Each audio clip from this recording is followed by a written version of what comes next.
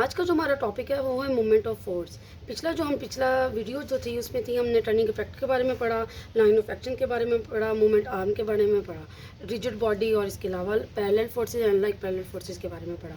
जो नेक्स्ट हम पढ़ने लगे हैं मोमेंट फोर्स, इसके दो नाम है, मोमेंट फोर्स भी बोलते हैं और इसको टॉर्क भी बोलते हैं। टॉर्क आम जबान में इसको मोस्ट मतलब जो कॉमनली यूज़ करते हैं वो हम टॉर्क करते हैं।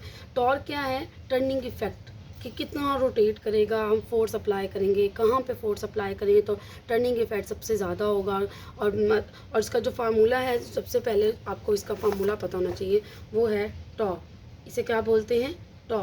टॉ इज इक्वल होता है force multiply by length. Length भी हो सकता है, वो रेडियस भी हो सकता है, आमतौर पर इसका रेडियस ही होता है क्योंकि टर्निंग इफेक्ट क्या होती है, कोई भी चीज़ ऐसे करके रोटेट करती है, रोटेट होती है तो यहाँ से यहाँ तक के डिस्टेंस को एल बोलते हैं और आमतौर पर ये रेडियस ही होता है, इसलिए इसको आर भी किसी जगह पे फार्मूला इस तरह भी लिखा होगा, एफ क्रॉस आर।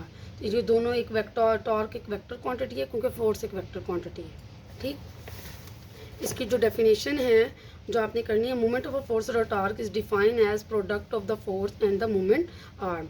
और द इसका फार्मूला होगा tau is equal to F cross L और एफ क्रॉस आर। और इसका यूनिट क्या होगा? फोर्स का यूनिट क्योंकि न्यूटन है, ये देखिए हमें पता है।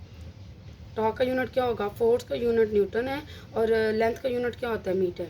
तो टॉ का यूनिट होगा न्यूटन मीटर।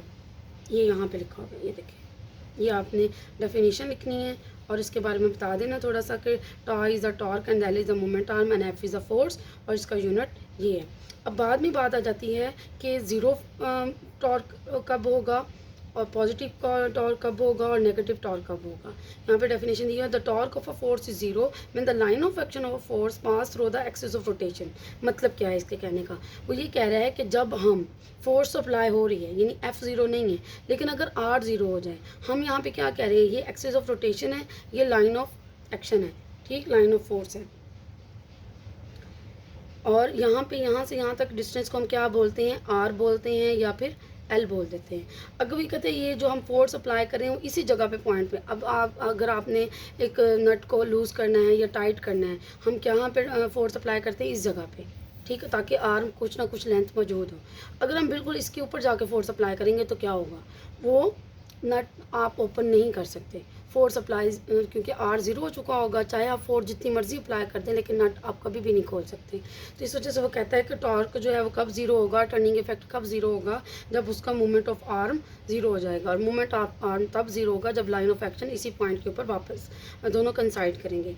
उसके बाद कहता है कि टॉर्क इज़ पॉजिटिव। टॉर्क कब पॉजिटिव होगा? The when force tend to produce an anti clockwise. अब क्लॉकवाइज और एंटी क्लॉकवाइज का तो आपको आइडिया होगा। क्लॉकवाइज होती है जो घड़ी की डायरेक्शन होती है और एंटी क्लॉकवाइज होती है जो उल्टी घड़ी की डायरेक्शन होती है, जो उल्टी डायरेक्शन में हम मतलब 12, 11, 10 इस तरह चलते हैं। तो कहता पॉजिटिव कब होगा? जब एंटी क्लॉकवाइज हो, और नेगेटिव कब होगा? जब क्लॉकवाइज होगा। तो ये एज इट डेफिनेशंस में आ सकता है कि torque, define torque and what is positive and negative torque. तो आप इसमें इसको ऐसे लिख सकते हैं। तो यहाँ पे इसको ऐसे याद करने की ज़रूरत नहीं है, नीचे वाले इसको रीड आउट कर लें, तो ऐसा ये इंपॉर्टेंट टॉपिक नहीं है। उसके बाद यहाँ पे रेजोल्यूशन ऑफ फोर्स की डेफिनेशन है, लेकिन यहाँ आगे भी जाके इसकी रेजोल्यूशन ऑफ फोर्स की डेफिनेशन है, मैंने हाईलाइट तो कर दी है। अगर यहाँ पे डेफिनेशन नहीं होगी तो फिर हम ये वाला कर लेंगे। अब इसको याद मेमोराइज करना चाहें तो ठीक है, ना करना चाहें तो कोई इशू वाली बात नहीं है। उसके बाद डेफिनेशन आती है कपल की। अब कपल हमें पता है कपल क्या चीज़ होती है, दो लोगों का होना ज़रूरी है, ठीक। इसमें भी कपल क्या होगा? वो वाली फोर्स होगी जो कि दो फोर्सेस अप्लाई हो रही होंगी, जिसकी लाइन ऑफ एक्शन चेंज होंगे, यानी ये सेम पॉइंट के ऊपर अप्लाई नहीं होगी। अब फोर्सेस तो दो, यहाँ पे ऐसे भी हो सकता है। अब यहाँ पे एक फोर्स अप्लाई हो रही है इस डायरेक्शन में और एक फोर्स अप्लाई हो रही है इस डायरेक्शन में, ये F1 है, ये F2 है, लेकिन क्योंकि ये सेम पॉइंट पे है तो ये कपल नहीं है। कपल के लिए क्या ज़रूरी है कि वो एक ही सेम पॉइंट पे ना हो, अपोजिट डायरेक्शन हो, अनलाइक पैरेलल फोर्सेस हो, ठीक। फॉर एग्जांपल वाइल ओपनिंग और closing a water tap, turning key in a lock, opening the lid of a jar and the turning steering wheel of a motor car. ये सब की सब example किसकी हैं? Couple की। कपल क्या? When two equal, most important, equal and opposite parallel forces act at two different points. अब इसमें ये सारे वर्ड्स इंपॉर्टेंट है, इसमें कोई एक और सर्कल नहीं, same body they form a couple. अब इसमें 4-5 वर्ड जो मैंने हाईलाइट किए हैं, टू टू फोर्सेस होने चाहिए, इक्वल होने चाहिए, अपोजिट होने चाहिए, पैरेलल होने चाहिए, टू डिफरेंट पॉइंट्स पे होनी चाहिए और सेम बॉडी पे होनी चाहिए। तो ये सारी कंडीशन सेटिस्फाई होंगी तो ही कपल बनेगा।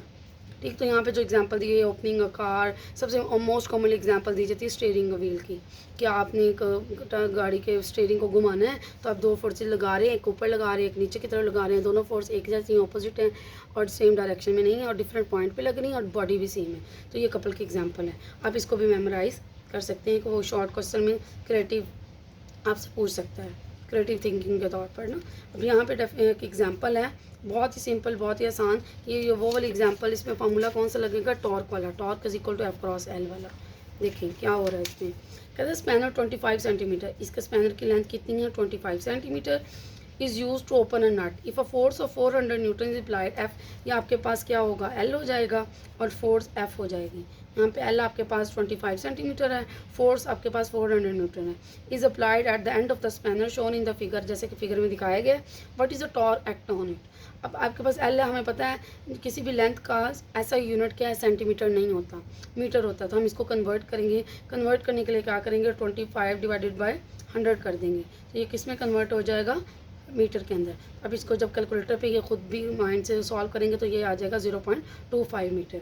फोर्स आपके पास है 400 न्यूटन और टॉर्क हमने मालूम करना है। टॉर्क का फार्मूला हम जानते हैं, टॉर्क इज इक्वल टू क्या होता है, एफ क्रॉस एल। तो यहाँ पे दोनों को मल्टीप्लाई करेंगे तो आपके पास आंसर आ जाएगा न्यूटन मीटर में। ये यूनिट हमें पता है क्योंकि फोर्स का यूनिट न्यूटन होता है और लेंथ का यूनिट मीटर होता है, इसलिए इसका यूनिट न्यूटन मीटर हो जाएगा। और जब कैलकुलेटर पे 400 मल्टीप्लाई 0.25 करेंगे तो 100 न्यूटन मीटर आ जाएगा। Thank you.